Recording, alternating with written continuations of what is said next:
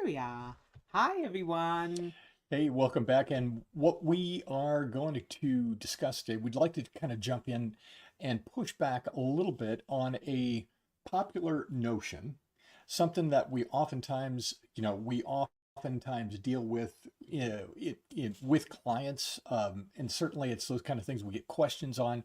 But there's the popular notion that all of the struggles, everything, all of the pain, the suffering that I've been through in my life, I'm going to hold on to that. I don't want to let go of holding on to that because it made me who I am today. I'm so much stronger today because of all of the pain and the suffering that I've been through.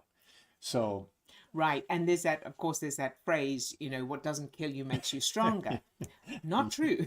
It's really not true. So it sounds impressive, but here's why I don't believe in this. Challenges, pain, and struggle doesn't make us stronger. You are as strong as you are despite the pain and suffering and challenges you've been through, not because of it. So imagine how amazing you really are, and imagine how amazing you would be, and how much you would have achieved, and how strong you would have been if you'd been given everything you needed and felt safe and loved. So, hmm. an analogy I want to use is, if you want to grow a strong tree, you don't kick around the sapling to make the tree strong, right? You protect it. You protect it and allow it to grow. And the more nourishment it has, the more protection it has, the more you take care of it, the stronger that tree grows. And then when it's a fully grown tree, then it can withstand being kicked around.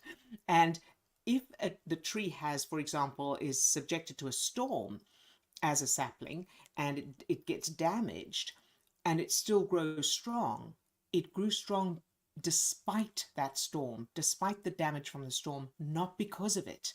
If so that's, and I see us as the same. So especially as children, the more we are protected and feel safe and loved, genuinely safe and loved, the stronger that foundation is. Then when we go out into the world, we have that innate sense of worth and strength and resilience. Resilience comes, I believe, from that nurturing, not from suffering. Mm.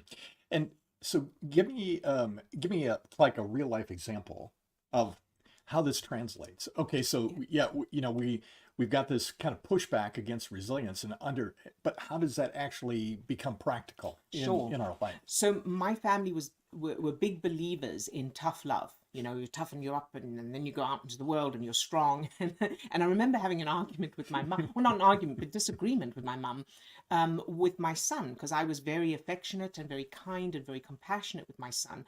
And my mum was like, Adil, he's a boy, you're going to make him soft. I was like, no, this is where you make them Mhm. strong. This is the foundation. So when we were growing up, we were treated, they cared, and we knew we were loved, but there wasn't a lot of physical affection. We worked hard from children. So from 6 years old, I was working before school, after school, weekends, holidays, that kind of thing. And so we were raised with this really strong work ethic, that work is the most important thing. Now, the way that translated into my adult life is, I had a very strong work ethic. Work was the most important thing. That meant I worked really hard, but I didn't achieve results. I didn't achieve success. I just worked really hard and struggled.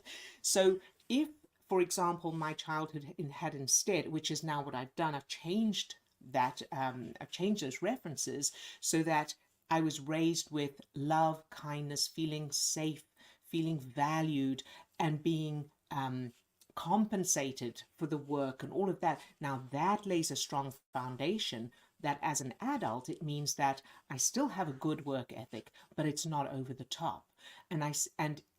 Along with that good work ethic now is, I deserve results. Mhm.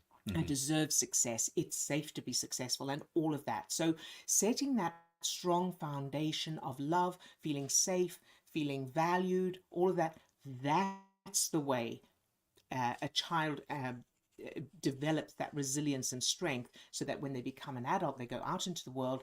Now they brought it with them. They brought that strength with them. They brought that love with them inside them from their childhood. So what do you do as an Yeah. adult? I hear you ask.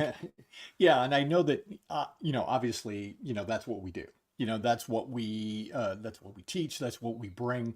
But if somebody happens to be tuning in that is, seeing this for the first time and is like, how do we go about that process of Mhm. I can't change my childhood? Well, the first step is recognizing that, as we say, the struggle, the pain, the suffering is not what makes you stronger. You are strong despite that pain, that struggle, that suffering. So imagine what you could be like, what you could have been like if you'd had a childhood that supported you, in which you felt safe, encouraged, loved, and so on. So what we do now is change the childhood references of suffering and pain, and or it doesn't even have to be that dramatic, even just negative childhood Hmm. memories, Hmm. parents divorced, or struggling in school, or that kind of thing, to the opposite, positive and empowering, so that you're creating that strong foundation that we were talking about, for the sapling. Hmm. You're creating that in the unconscious part of your brain that can't tell the difference between reality and imagination, and can't use logic or reason, and can't judge something as unrealistic. So that part of your brain will believe it. And then as an adult, or in real time now, you you finally have that foundation. And so your brain is then referring to those references instead. Yeah, as you were saying that, I was thinking, yeah, I think that oftentimes we're looking for those really dramatic kind of, you know, really traumatic things in childhood that, Mhm. that need to be changed, or that's what I uh, need to focus on. But recognizing that it's the belief systems that get created in childhood, and thinking about my own experience, I was bullied, Mhm. as a kid, and I think that bullying is probably a real common experience, and that probably we all experienced it to a certain degree. But that feeling of being bullied, I know that for me, it um, it was a belief system that got built.